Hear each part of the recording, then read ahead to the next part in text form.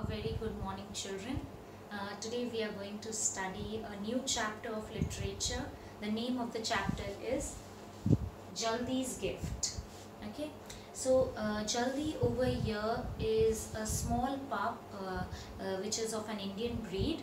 The Indian breed we are talking over here is the pariah breed, the Indian pariah.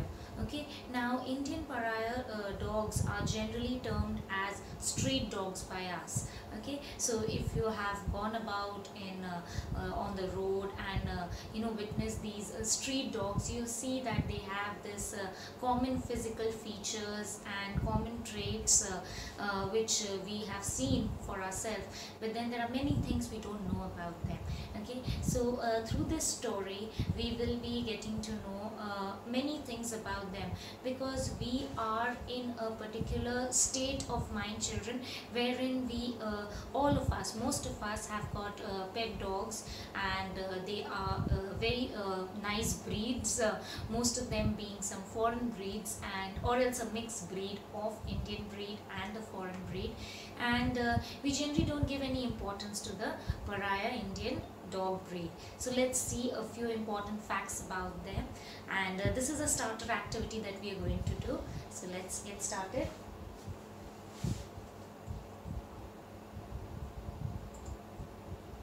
Have you seen a free roaming dog in South Asian village? Chances are that the dog is an Indian pariah dog. Here are a few interesting facts about this breed of dog. Read them and discuss with your partner the facts that you did not already know.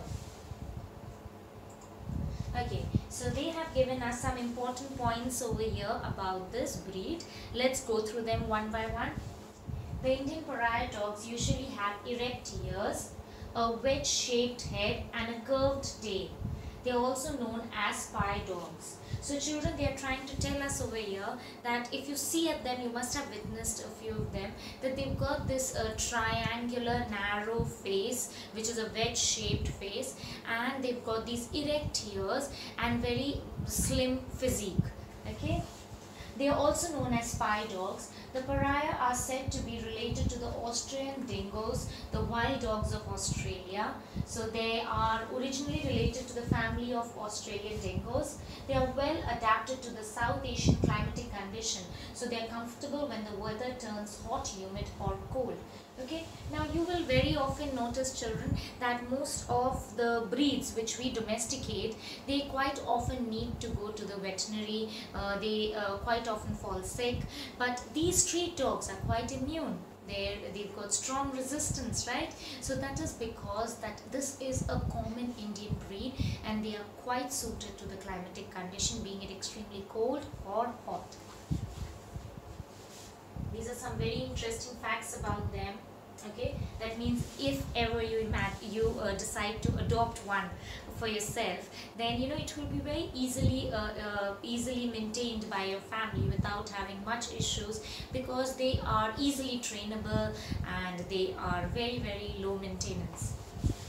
They are very healthy and resistant to diseases. Unlike many domestic dogs, the pariah dogs do not fall sick frequently. They are very alert, intelligent and strong, and they are often used as guard dogs in villages to protect sheep and cows from wild animals. They are easily trainable and hardy, hence they often help as police dogs. Many free roaming dogs we see in the cities are either pariah dogs or mixed breed dogs that have several breeds as ancestors, including pariah dogs.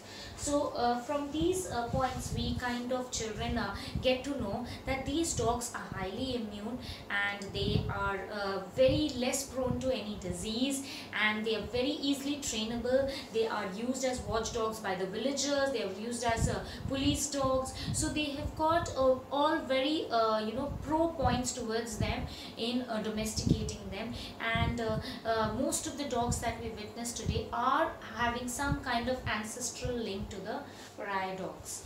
Okay, so now after knowing these facts, children, we can come to the starter activity. Look at the pictures of the Indian pariah dog and the Australian dingo. Notice the similarities and difference. Okay, so this is a very simple activity. What I want you all to do is to make note of some similarities that you see between them, their physical features, and some differences that you see in them. So note for yourself. I will also share my insight, and let's see how far we can come together with our points. Okay, so as we did the starter activity about the pariah dog's children, now we come to know that this chapter is related to this pup belonging to the Indian pariah, and now we will be studying about Jaldi. So Jaldi is a pup who's quite mischievous like any other pup. Let's study about him, and the chapter is basically indicating about this idea of individual gifts that we have, individual unique quality that we have within us, and how Jaldi discovered his own quality. Okay, let's read through the chapter.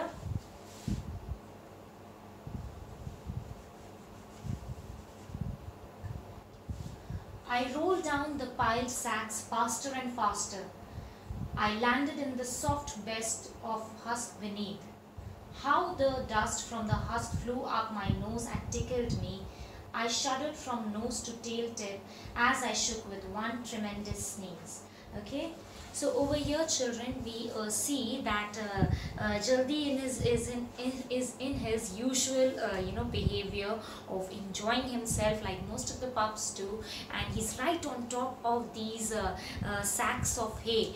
Okay, and he's sliding down the hay sack, and he's enjoying himself, and along with that the husk is all blown away into his nose, giving him a sneeze. Okay.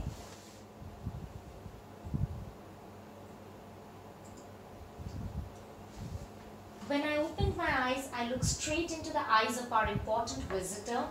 Father was there too. Though it was so early, he gave me an encouraging look. Mother's always telling us to mind our manners, and I felt sad at having disgraced her, tumbling like that before our important visitor. Okay, so children, you can quite relate to this, right? Whenever you have visitors or you're expecting some important guests at your place, then usually we have these instructions from our parents to be at our best behavior, right?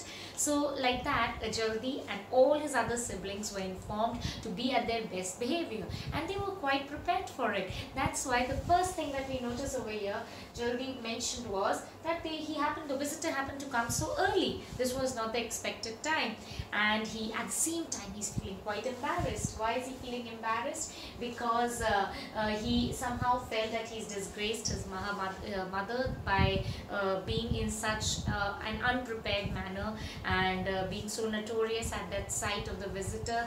Okay, so he was feeling bad about it, though he got a very encouraging look from his father that it's no worries, just get up and greet your guest.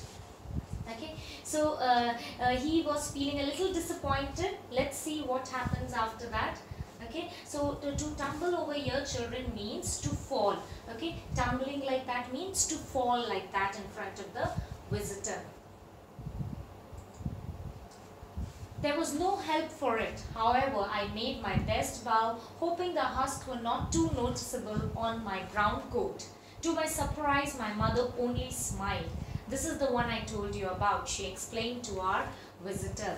Okay, children, so over here we realize that mother is trying to be a little encouraging by giving a smile and indicating to the visitor that she was talking about Jaldi.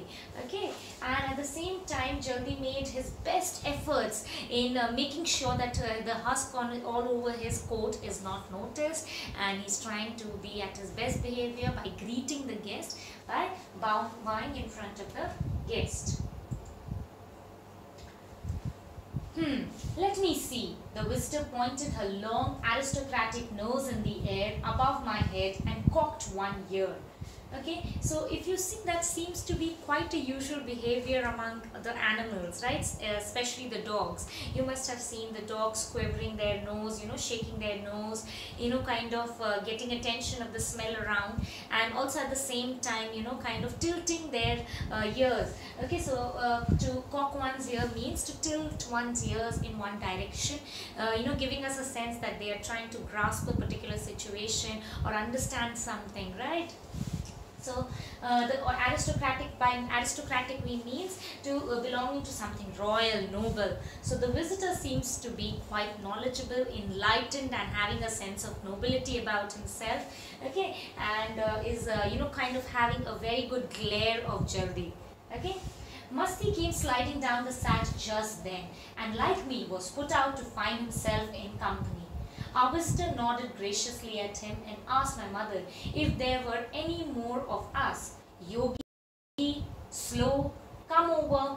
Father called gruffly, and soon Yogi shuffled in, his rusk in his mouth. He placed the rusk politely within reach of the visitor's paws. Okay, so over here, children, we see that just like Jaldi had kind of tumbled down, fallen down, similarly Masti followed in his usual antique, and he also slided down the sacks of hay and was again surprised just like Jaldi over here. And the visitor nodded graciously as in greeting again to the young pup.